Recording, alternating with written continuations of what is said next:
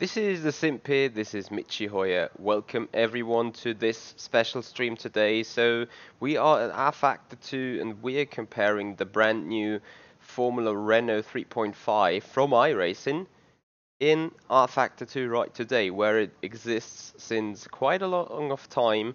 I've had some practice session together with Ben Clausen, so guided driving lessons with him, so I kind of know the car pretty well to that point.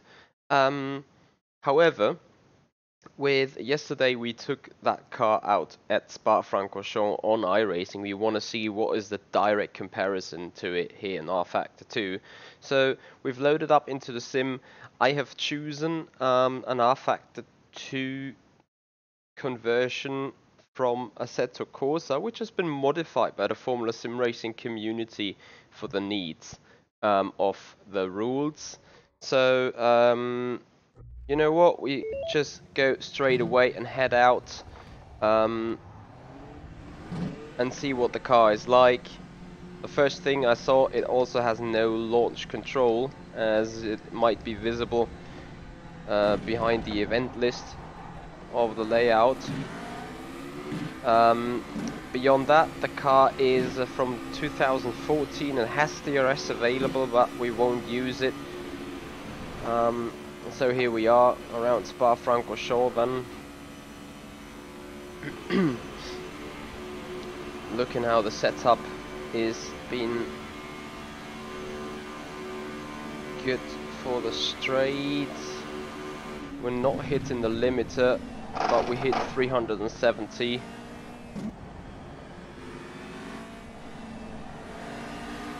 kph, so going through La Combe the first time, down into Rivage.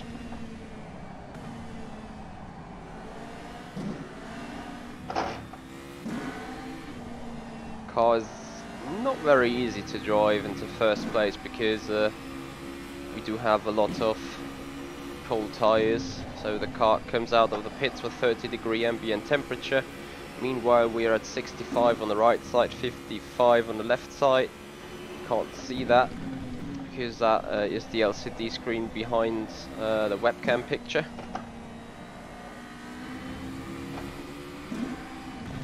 So I'm gonna do the radio stuff right here, and don't be surprised by the gravel you see left hand side of the track.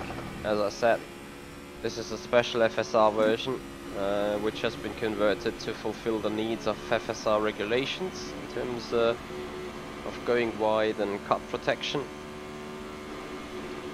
So you have gravel at some spots where usually there isn't some. This is a big advantage here for rFactor 2. Whoops. As we spin it around and bust up chicane. And directly again in that second part. Rear tires are lit up to 120 degree temperature, so it's quite slippery. Hey there Sven. Hey there Michael Clark, how you doing buddy? So let's have a look how the overall car behavior is when the tires are warmed up. Also that Renault 3.5 is a pure bitch in the back. Going up Eau Rouge. Between you and me guys, I think there's way too much aero on the car as we have the default setup right now. That means we go into the pits very soon to do some adjustments. Oh. Wow.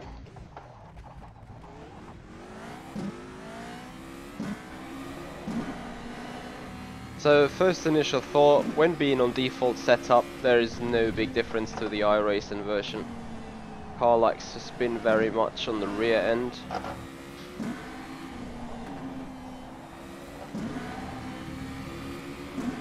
Hey Andre.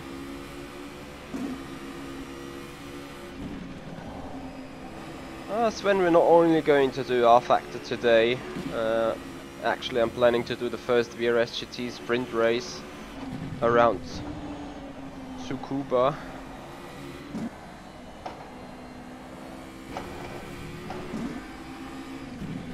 So this car does not feel very connected in the rear. However, it feels quite connected to the ground on the front. I'm doing well, Andre, thank you very much. Hope you're doing fine.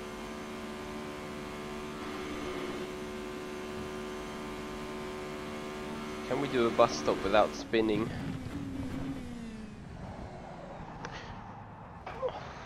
Yeah, I am very sure that the rear end of this car is way too low. I'm scratching on the ground. Lap was a 2:08.75. Hey Flatstone.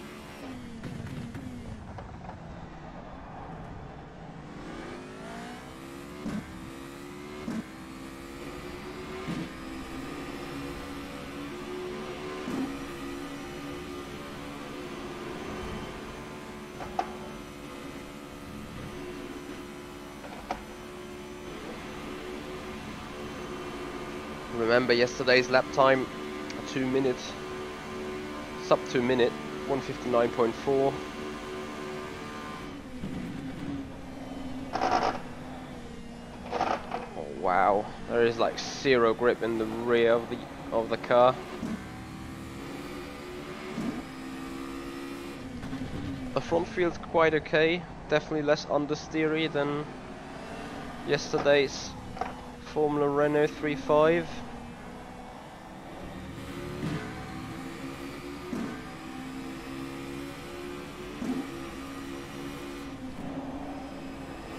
Oh, Michael Clark, you got some information there.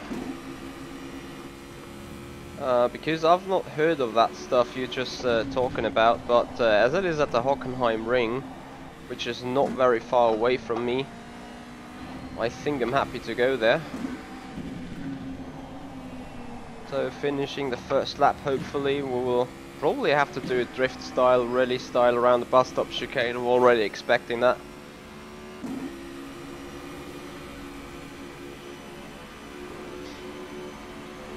Flatstone, to be fair, I would need to start dialing a setup in here on rFactor 2, which is the next big step I'm going to do right here today on the stream. Because in all fairness, yeah. In all fairness, yesterday we had a dialed in setup as well. So 2 minutes 04.0. And really, let's have a look on how the car is stepping out on us here. And it's happening right here. And you can see the rear end tire, the rear right tire is a bit fully unloaded. You can still see it being loaded here. But here it is totally in the air. You can see it from very good from that perspective. That means either the car has way too much roll or it's been picked up somewhere. Definitely that is the reason why we start sliding at all here in the rear. So I'm pretty sure it got something to do with the elevation change right here in the inside of the curb. So we need to have a look at that. So first of all,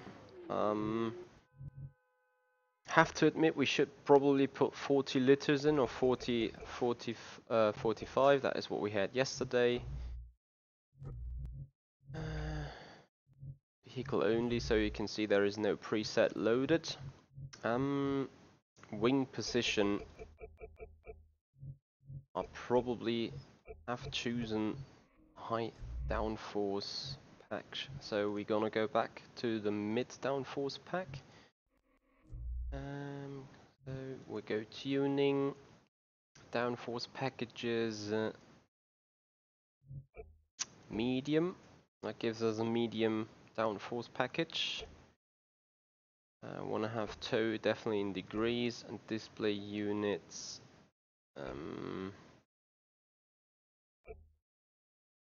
Intended for engineers. Yeah, we stick with that. So reloading into the track then. So we keep in mind a 2 minutes point 4 flat has been the first benchmark, and then we're going to have a look how we can tweak the setup towards our liking. Once again, car felt very good in the front, however it felt not too perfect in the rear.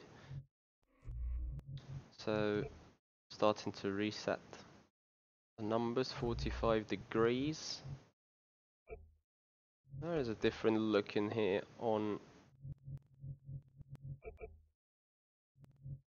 the wings. So let's have a look. Power is very much closed already when we look at the percentages. I want to have the car a little bit more rotating, definitely, when being on throttle. So 45, 42, but I want to have the stability on turning, so that's why I close the brake differential and give it a little bit more of preload. Furthermore, probably right now I need a new setup for the gears, means a longer sixth.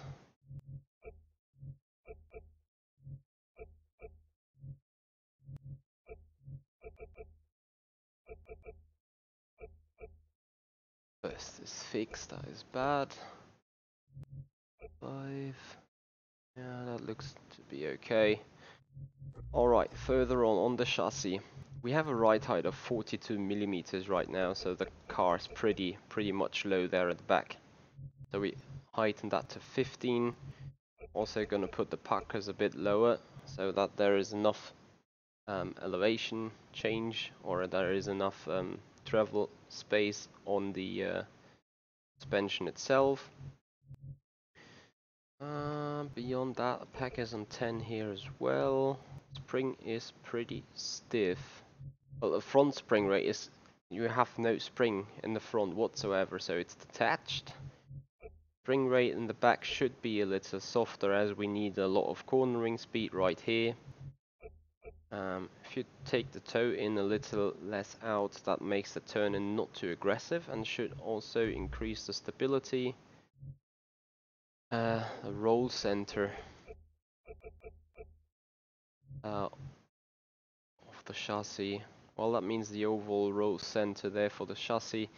Not too sure if changing there anything might be the right way to go right now. What's definitely the right way to go on rFactor 2, despite it's been a bit weird, is close to minimum. Close to minimum tire pressures. You may remember the camber settings from yesterday. They were pretty much the same in the default set. And also I want to go a little lower with the brake pedal force, as it is a quite hard car on brakes. Hammond, I'm still trying to figure out which one is the better one. Feeling wise, they are the very same. I would even say that the rFactor 2 one is a lot more loosey in the back, and we're looking for it now, whether we have improved that behavior.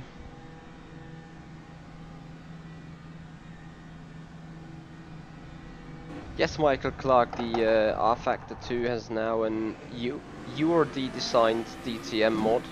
I heard about it, but I don't have it yet. So mid front out, wee. I hope that was just water cold tires, 40 degrees in the tires, but the mid downforce helps us accelerating the car towards 290 nearly. I might just have put in too much front wing, or not enough rear wing, either of those.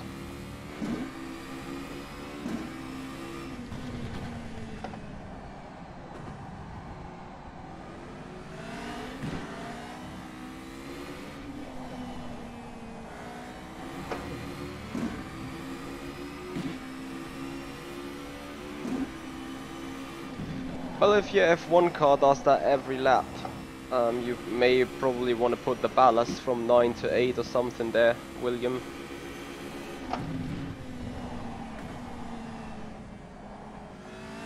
So the first few corners are always tricky in rFactor 2 as the tyres are extremely cold, having no tyre warmers. But the overall balance should improve once the first lap is done.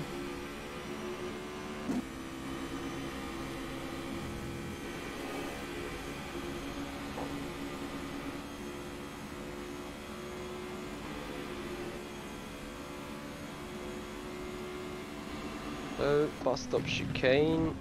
Oh, too quick. Oh, the last change into the first is violent now. Second gear is really short or really long, so we may have to change that.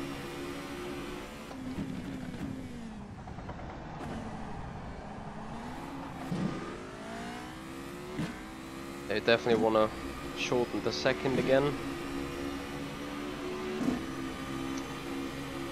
For better behavior in slow speed corners. Car behaves good through Rouge now.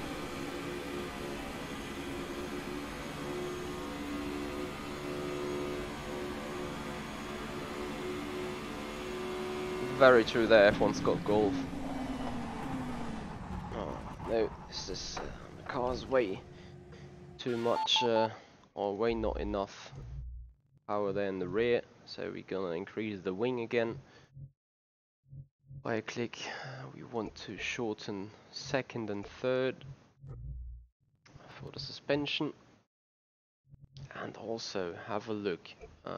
We want the slow rebound to be higher, so the weight keeps at the rear, and also when accelerating the weight is allowed to come earlier towards the front. Third spring is a little softer. Sadly you can't do anything on the front suspension, so the front suspension itself is pretty soft already, and I think the rear ARBs could be a few clicks softer.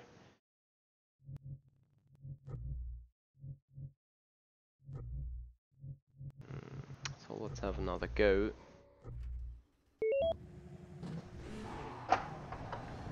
Hey Christian. Yeah, thank you for your advice.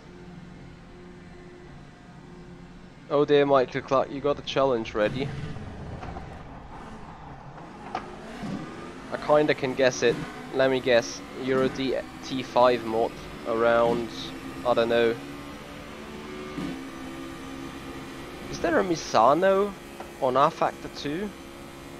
I would love to race the DTM car around Misano. Anyway, not sitting in a DTM car right now, but sitting here in rFactor 2, braking for the comb. Yeah, the rear end is a little more stable.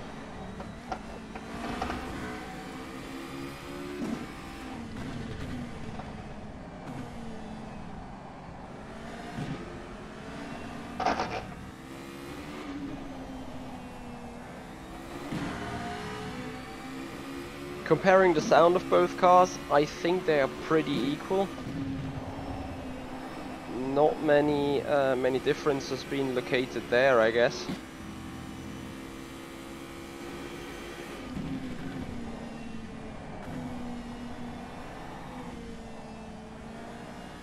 Car's very tail happy once you step on the gas, so maybe need to close that differential again.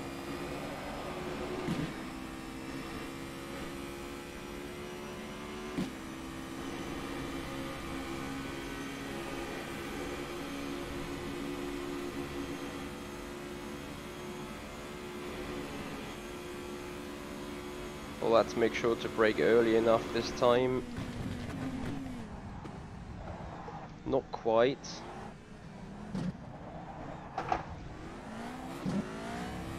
Car has a lot more torque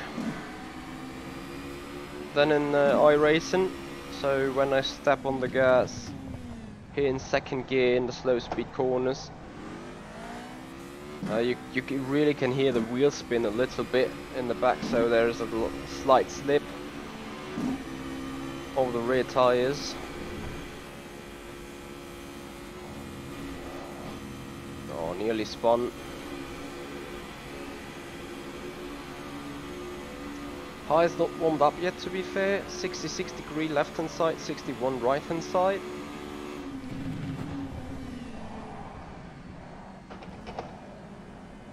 Also probably looking to have a little bit more brake bias towards the front, just like that. That definitely helps stabilizing the rear.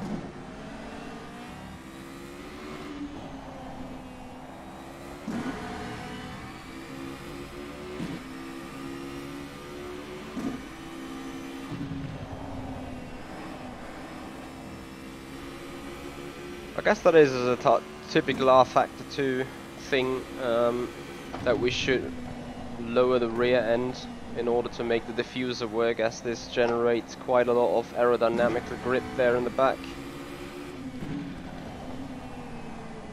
Anyway, the cars are somewhat identical in configuration now.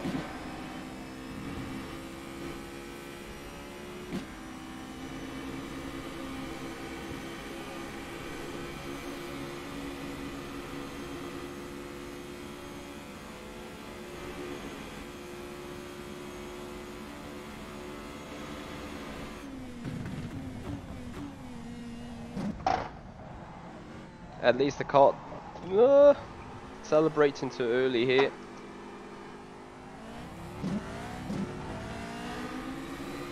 That was a 2:04.89. 2 minutes with that. 2 minutes 4 with that spin. So let's have a look whether we can improve it.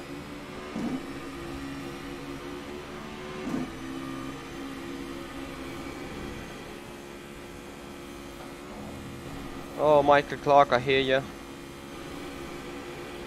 I'm happy I found a way to find you on Twitter.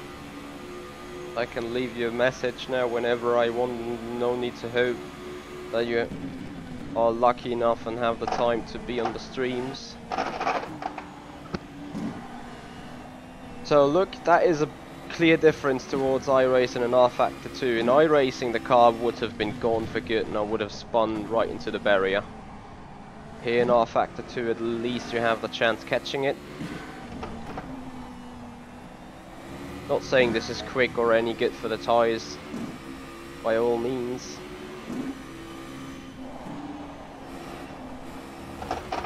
Gravel. So in iRacing it would have been an off-track clearly. Okay, so keep working on the set.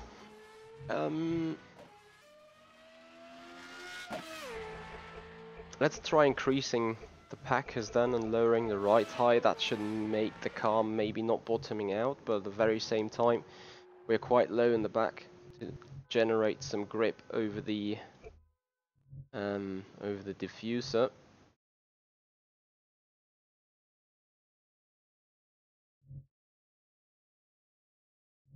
Ultiman, feel free to post in that link or post in the link you need.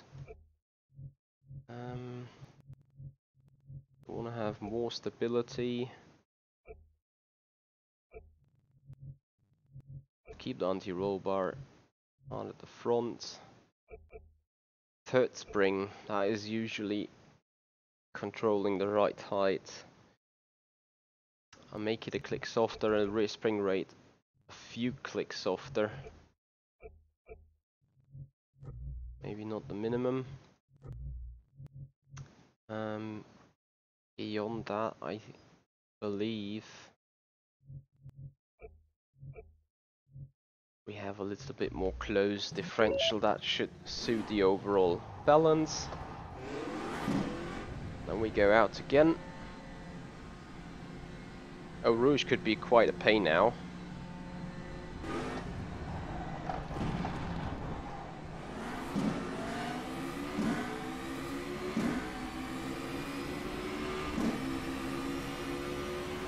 So guys, we're gonna be on iRacing in a good hour from now with via. Ooh. Keep it out of the barrier. The tires are done though.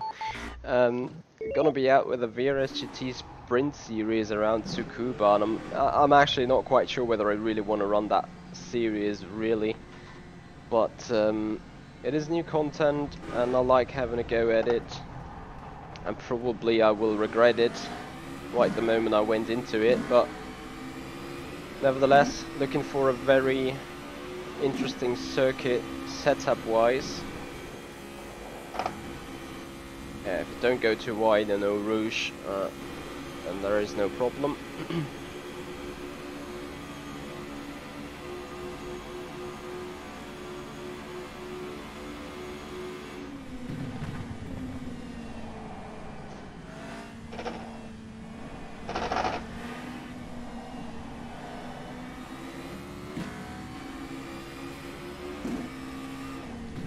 This version has not very much grip off the line though,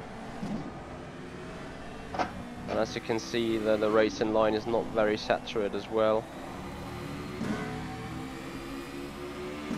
so waiting for tires to clearly warm up.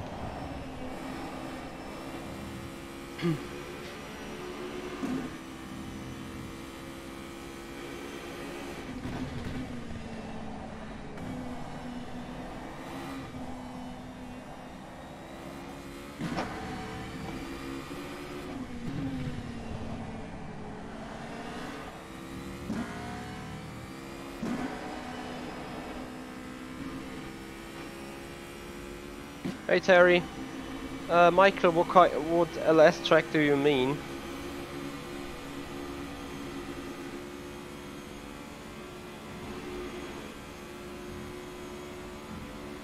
As we're trying to brake for the bus stop.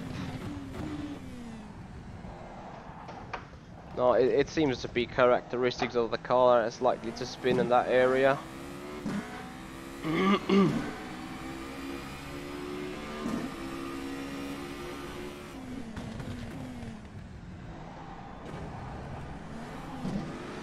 Not yet there, Michael. That is a converted version from Assetto Corsa, and it has been used in this year's Formula Sim Racing race.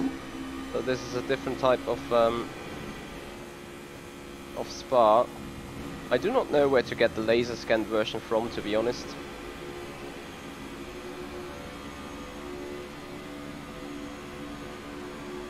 Max, because I'm expecting a lot of mayhem in the GT3s around that little circuit. Anyway, here we go. Definitely made the setup quicker.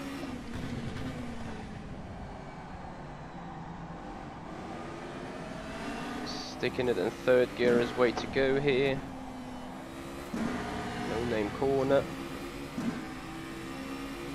No, it's not the laser scanned version of Spa.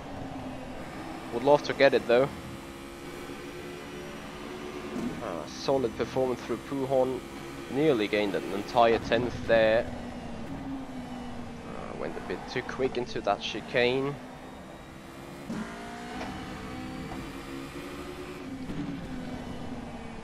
And into the final sector we go. Taking a lot of speed advantage here. So half a second we're up.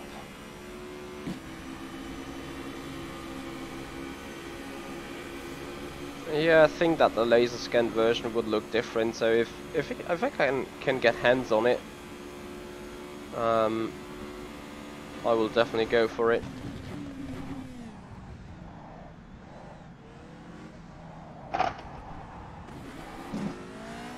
So despite spinning, we're crossing the line here for a 2 minutes flat 0.8. Look at that, guys. So we're just missing a second and a half from yesterday's top time from us on iRacing.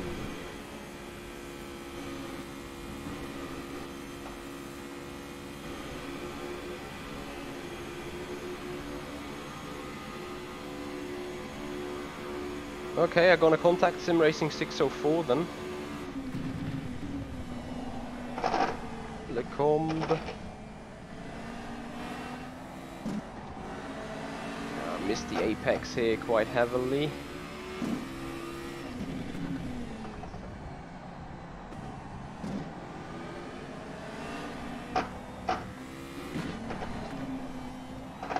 Yeah, don't touch that inside curb. Okay. We're not missing much to kind of raceable setup, to be fair. Raising the rear end again.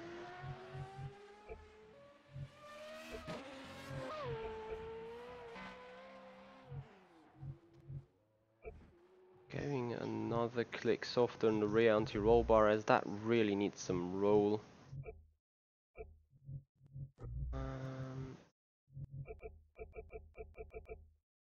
And also need to increase the rear camber to make the rear end be more capable.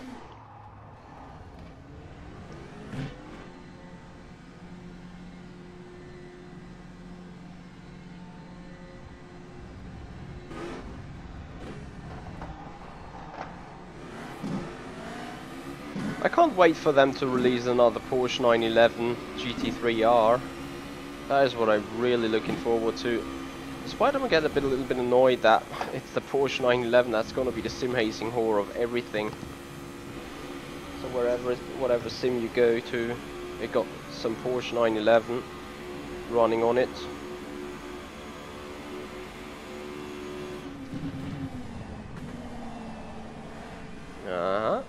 Does that look like a stabilized rear end now?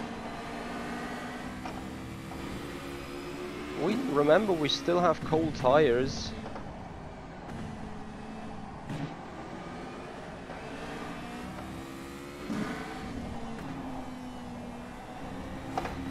Yeah, that car feels much more controllable right now.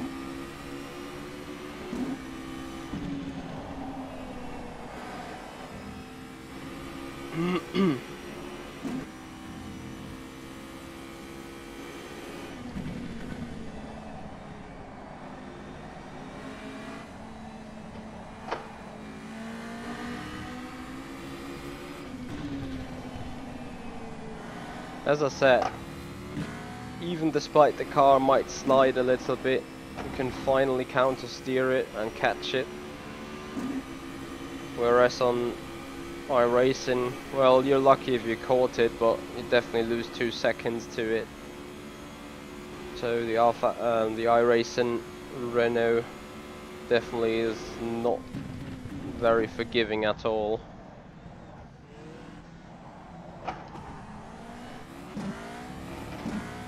Here we go.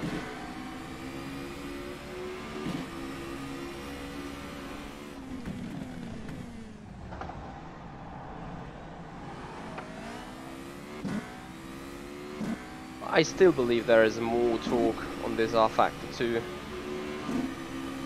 FR 3.5. Going through Rouge.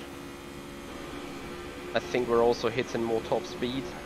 280 right now, gonna be 287 once we start braking for the comb.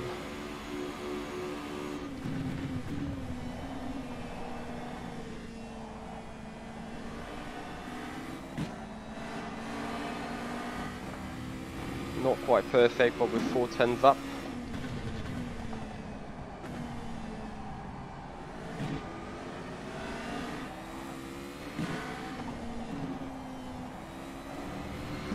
No-name corner, still 4/10 up.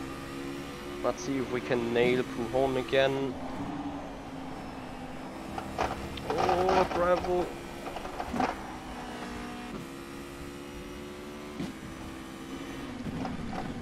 Chicane.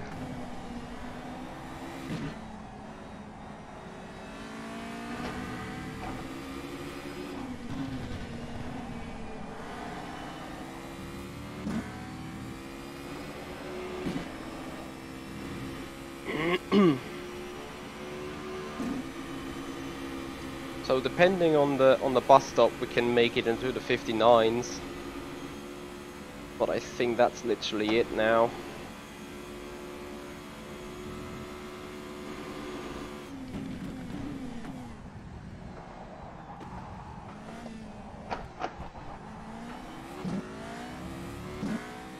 there is still some time to That was find. a 2-0. If we don't go wide to Pujon. 0.65.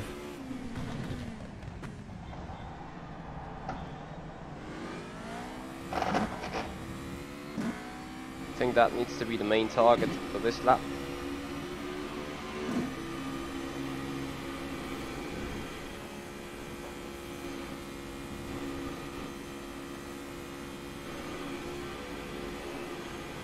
As we're missing a 10th here.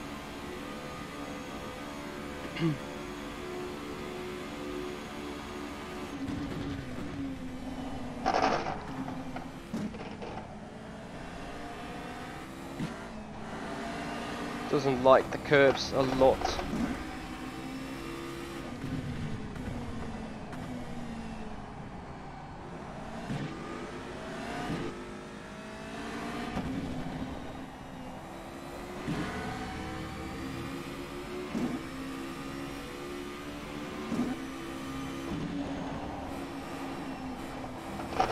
No.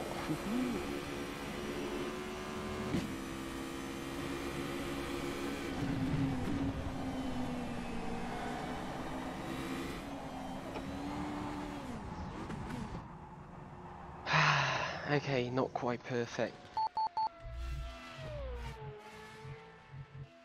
Touch that gravel again.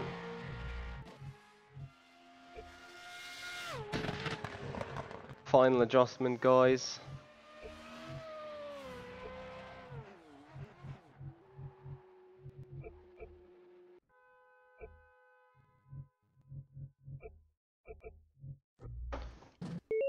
Hey Nick Fry, how you doing?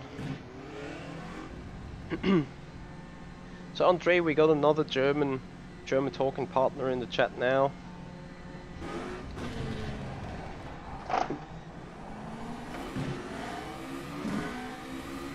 Final blow, guys. We're just gonna do 1 or 2 more laps and see.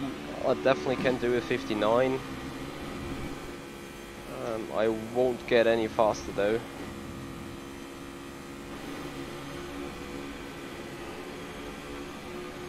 Car has no engine mixture, that's true.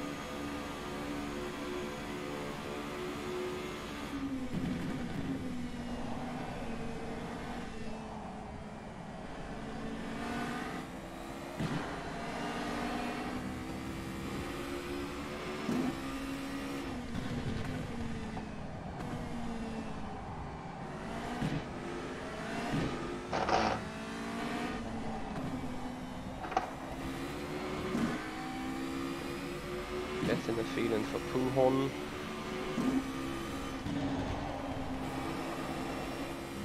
Yeah, that is how you go through that turn.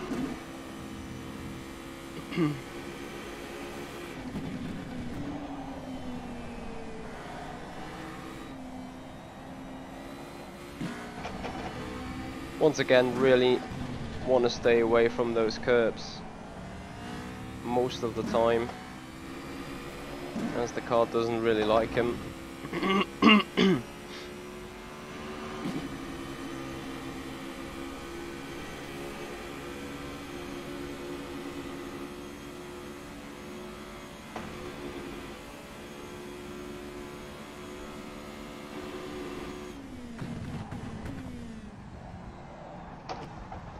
Yeah, if you go too far on that apex, car definitely wants to spin out.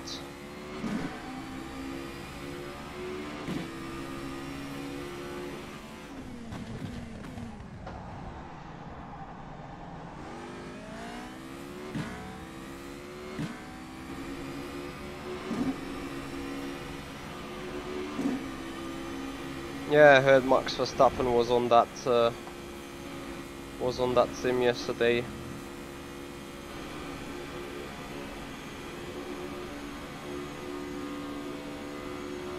So, maximize everything we got. Don't touch these curbs there.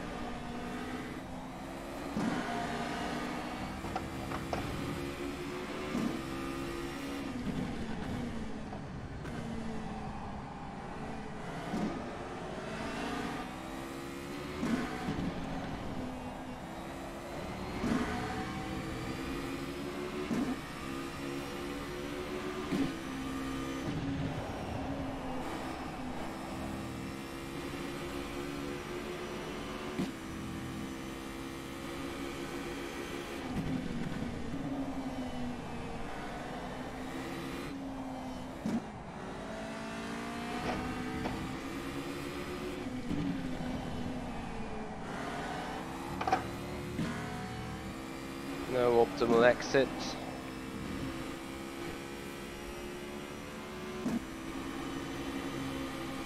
Lol Robin. Yeah, on throttle the car is quite understeery, but the rear end is loose as fuck.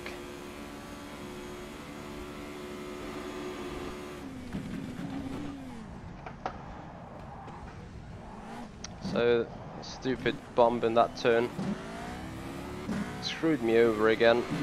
That was a 2:00.48.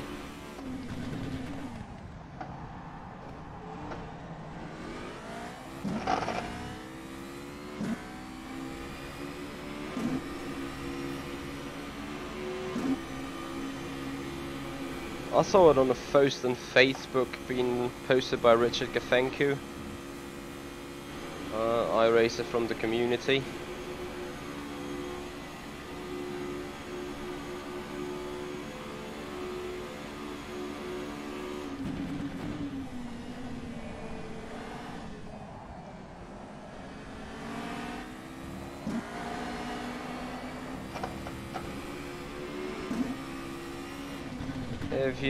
If you do a little slide and include that in your lap time, that time is gone for good.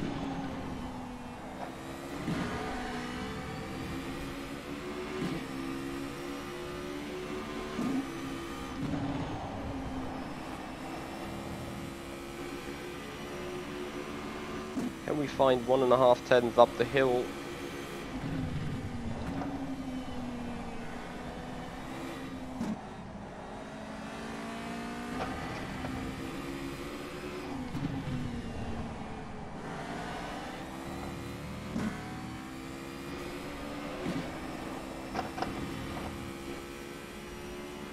Probably not entirely, so bus stop is gonna be the decider of the lap.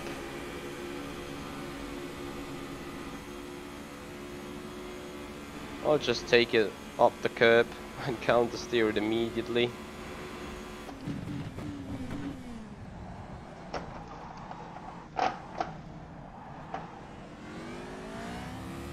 Still quickest way. The lap was a Come on. 2:00.04.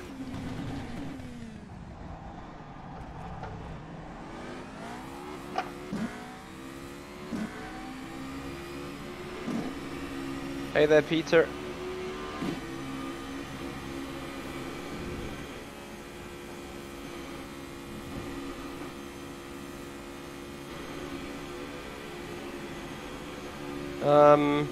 Once I'm done with that lap, I'm gonna go a little bit in more detail with how those cars feel in comparison.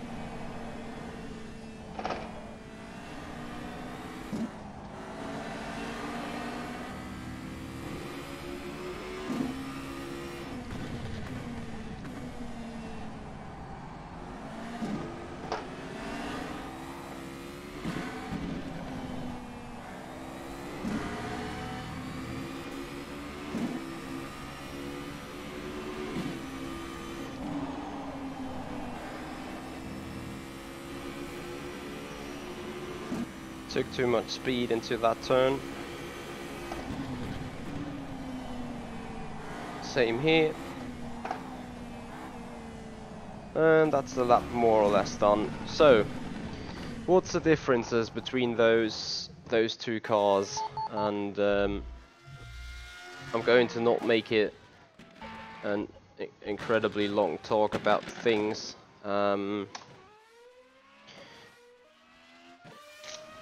What is my best time around Hockenheim? In what kind of car?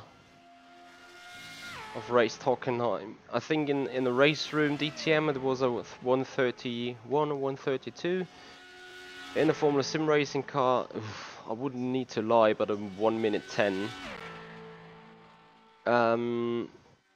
So looking at the car model, it looks pretty much identical. It also got this characteristic rear wing where the end plate is lower than the side plate's height. Sound-wise, they sound pretty equal.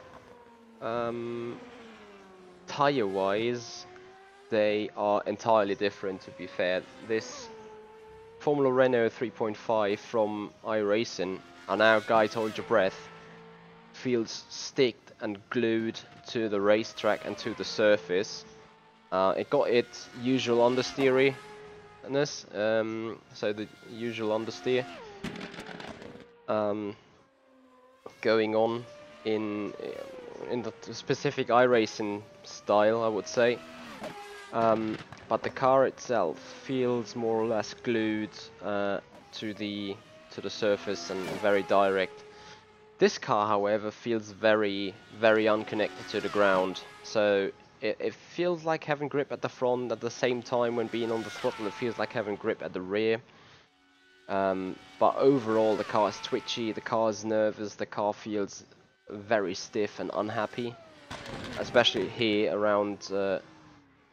Look, you're immediately gonna slide it, and that is some sort of, it always feels on the edge of wanting to step out and wanting to break out in the back on rFactor 2. This is different in iRacing though. It feels quite settled, it feels quite good there until the point where it goes.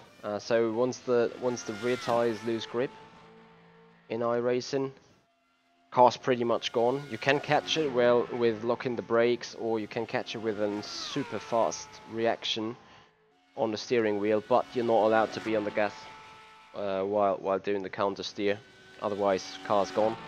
It's too much torque on it. Whereas on this car, even if there is a pretty big slide, you can turn the front wheels enough to catch the slide without losing too much time. So as a comparison,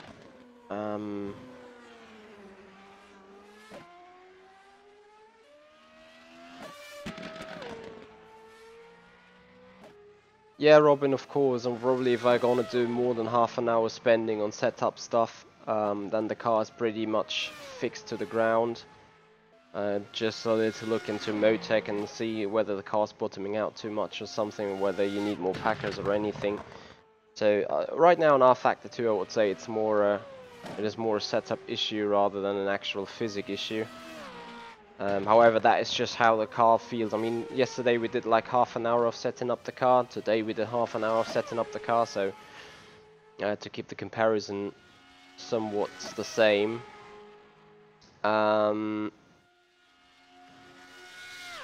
Formula Renault 3.5 on iRacing seems to have a slower or lower range of top speed. So you can set the wing angles, mid downforce, high downforce, low downforce in the setup itself. Despite here in rFactor 2, it is a car configuration, and then the car with from high downforce to mid downforce goes a good 15 kph quicker. Hey Kieran, yes, I'm using G29 still. So yeah, if I would have to draw a conclusion, I would say the iRacing car is more fun but more unpredictable, and especially more difficult to catch. Whereas the rFactor 2 car in general is harder to drive, very fun to drive though. I'm not quite sure whether I would like to have that car in a sprint race, as at some point the tires will be done. But it's fun to race. It's more calculable. So with the car feeling of being on the edge of losing the grip anyway, you're more aware, you're more alert to a potential spin that might come up. And yeah, that pretty much draws the conclusion. So Michael Clark, as you just said, the time I mentioned was the actual time for the professional drivers. I didn't know that, but that is my personal best, what I did in the DTM car around Hockenheim. So I'm not sure. I do have an Hockenheim version for rFactor 2. I would need to take those DTM cars out and see. But anyway, thank you very much for tuning in there, Michael Clark. B. Tulski, thank you so much for your subscribing. Welcome to the show. Marks the 1,760 subscriber as we keep climbing on the number. See you there, Michael Clark. Talk to you later as we be live for another set of iRacing. So we're trying to fiddle in a setup for the Mercedes AMG GT3 for the Tsukuba race circuit, the new content there in iRacing, and I'm gonna do in the first VRS GT Sprint Series. That stream will start in a good 40 minutes. Beyond that, tomorrow we won't have a stream most likely, or if so, a very short one with a very short detailed look into Assetto Corsa Competizione 4. So we're gonna take that new car out, whatever it's gonna be it. Hey Casey, oh, you called me a Lewis Hamilton there, that is quite a big honor. Anyway, thank you very much indeed guys for joining, and hope you somewhat enjoy the program so far, so stay tuned for the new race to come up, and we're gonna see each other on the other side there when there is iRacing times or the VRS GT Sprint Series going on. It's the Ferrari and the Hungaroring. Hungaroring. Well, it's a fun technical track, that's for sure. So Hungaroring is a very, very technical track. So we got, anyway, that is different stuff, different business going on tomorrow. Beyond that, I'm setting up a question and answer stream coming up probably between Christmas and New Year. Thank you, Peter Westmuth, for the feedback, and thank you everyone for being here. If you like what you see, guys, make sure to like that video, hit the subscribe button, ring the bell so you get a notification the next time I'm live again, which is going to be in 37 minutes. Guys, thank you so much for watching so far. Happy Tuesday to everyone. This is the Simpit. I'm Ichi Hoyer, and I see you guys out on the track.